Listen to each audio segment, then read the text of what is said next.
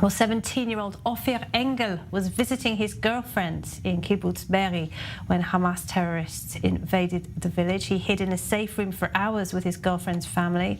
He and 3 others were eventually taken to Gaza by the terrorists. Well, Ofir's aunt, Yael Engel Lichi, joins me now. Thank you, Yael. Thank you very much for being with us.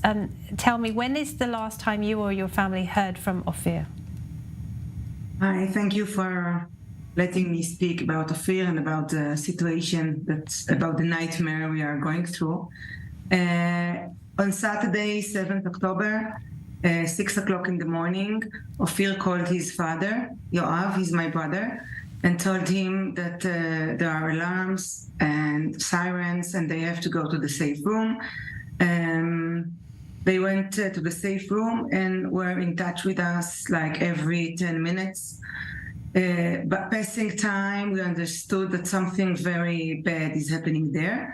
It's not like usual, some sirens. And, you know, when I say like usual, it's not usual and it's not normal that people has to live with sirens and bombs, yes? But then after around 12:30, they told us by a phone message that they hear Arabs inside their house. They are so afraid, and the connection was disconnected. Then a few hours later, around 7 or 8 o'clock in the evening, we got a phone call from his mother girlfriend that told us what happened. She told us that around 1 o'clock, terrorists came inside the safe room, took them out, led them in the kibbutz path, took the Ofir and the girlfriend's father, Yossi, and another teenager, Amit, put them in a small black car, took them away, and just let the women and children and girls, stay there.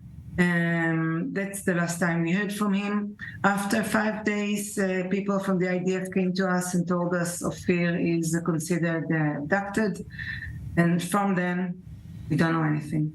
My goodness, a horrible story. And we're looking at pictures of Ofir, and he looks like a very sweet, cheeky young man, 17, visiting his girlfriend. He's not a young man, he's a child. Yeah. He was his girlfriend, first love in Be'eri. He's a basketball player. He played also near Be'eri, the basketball team. All the family, we live in kibbutz in Jerusalem, kibbutz Ramat Rachel, and he spent half of the week with her, half of the week here with us.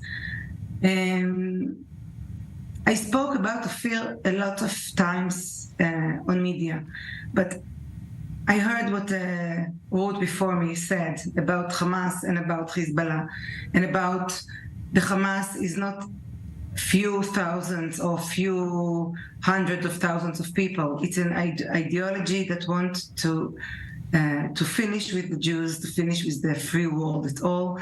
And we the families and we the Israelis want the world to know that it happened to us now, but it will happen everywhere if the world will not stop it. That's what we want to say to the world. Ruth, did you want to say something to you? Absolutely. I have an actual connection to this particular family because I know the grandfather of Ofir. I worked with him in the president's office, and what can I say? What can anyone say? How far can anybody? I cannot even imagine what the families must be going through, but all of us are in a kind of a state of post-trauma. How can the world not understand? I mean, we're talking about babies and children and women and grandmothers. I mean, how barbaric, can I don't even want to call them people because they're not. Are you getting a lot of support? Do you take some comfort from the people around you, by the people in this country? You know, how we're all in this together, and do you feel some support there? No, we don't get comfort because everyone of us and all of the families, and also the families that their loved ones were killed, brutally killed and raped, and I don't know what. I'm sure people in the world see. And I am very troubled by the protest in favor of the Hamas all over the world. I don't know how it happened. I know there are billions of people in the world that don't see the bigger picture. And I think we have to show them the bigger picture. And I think they have to know that it happened now in Israel, in the south of Israel, but it will happen in New York and in Amsterdam and in Chicago and everywhere, because the Hamas is a very, very brutal, barbarian ideology that wants to take over the free world. And I continue saying it because it's not, it cannot be that 34 children and babies are kept in Gaza. I don't know where. I don't know. Yeah. There is one. Yeah, please stay with us. I want to talk more to you. Unfortunately, right now we have to take a very quick break, but I do want to talk to you more about Ofir. We're going to take a short break. So you're watching I24 News, and before the break, we were speaking to Yael's young nephew, Ofir Engel, was kidnapped by Hamas terrorists from Kibbutz Be'eri on the 7th of October. He's now been held for 37 days, along with 238 other hostages, babies, young children, teenagers, elderly people among them. There you can see his young face. He was just down in Kibbutz Be'eri visiting his girlfriend, and his aunt Yael is with us. Yael, how is Ofir's mother coping? How is she getting through the day?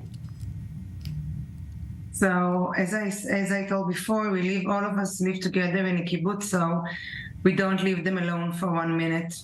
24/7, we stay with them all the time, even at nights. I can tell you that the nights and the mornings are the worst.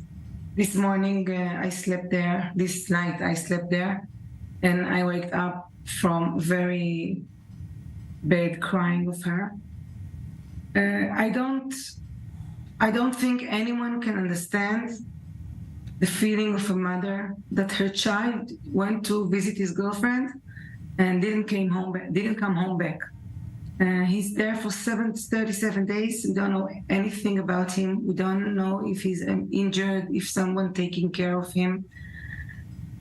It's really a nightmare. It's really a nightmare. And what I am asking the world, President Biden, President Rutte of the Dutch people, because I don't know if you know, but Ofir has a Dutch nationality.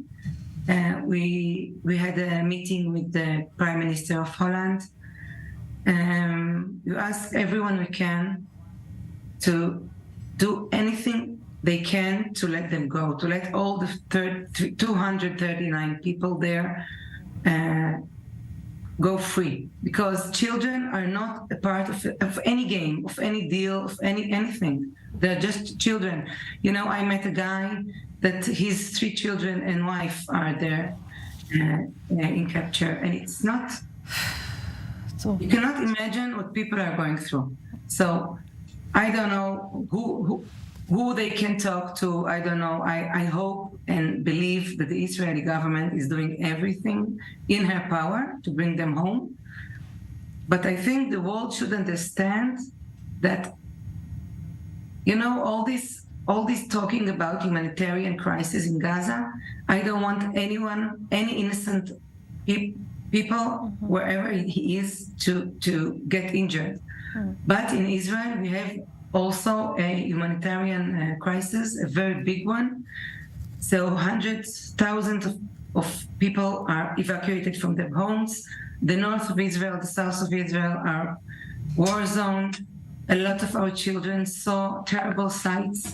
I think it will take years to I don't know if it's an unbearable torture that is being inflicted on your family and other families in Israel. It's really heartbreaking. Before we go, Yael, just tell us a bit more about your nephew. We see him hiking there. We see he's got a cheeky smile. He had his girlfriend, of course. What kind of boy is he? Ofir is a very, very smiley boy. He loves to help everyone. He's very modest. My daughter is the best friend of him.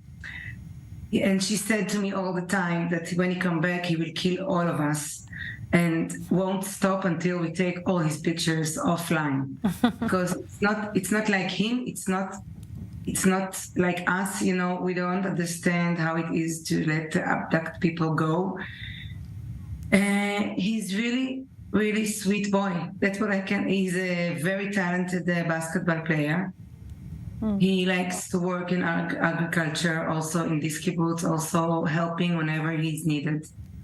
And he's a high school student, a very good one. So, well, he looks amazing, and we please give our love to Ofir's mom. And I say this to all the families who are going through this hell. We think you're amazing. I don't know how you're going, keep going, and we really hope and pray that you'll have your boy back with you soon. Thank you, Yael.